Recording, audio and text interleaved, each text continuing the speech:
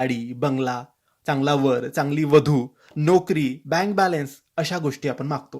पण मुख्य गोष्टी आपण मागायच्याच सोडतो आणि तिथेच आपला घोळ होतो, तिथेच आपण चुकतो. तर आजचा हा व्हिडिओ संपूर्ण बघा, कारण या व्हिडिओमध्ये आम्ही तुम्हाला सांगणार आहे की आपल्या स्वामींकडून काय मागावे आणि कसे मागावे. तर तुम्ही जेव्हाही स्वामींकडून काहीही मागाल, तेव्हा फक्त मागा, स्वामी तुमची साथ मला द्या. माझ्या पाठीशी खंबीरपणे उभे राहा. मी जी मेहनत करत आहे, मी जे कष्ट करत आहे, त्यात मला अजून ताकद द्या. मला आरोग्य चांगलं द्या. मला सुख द्या, मला समाधान द्या. माझ्या घरात शांतता द्या. पोटभर जेवण द्या आणि मला सुरक्षा द्या. ह्या अशा गोष्टी स्वामींकडून मागा.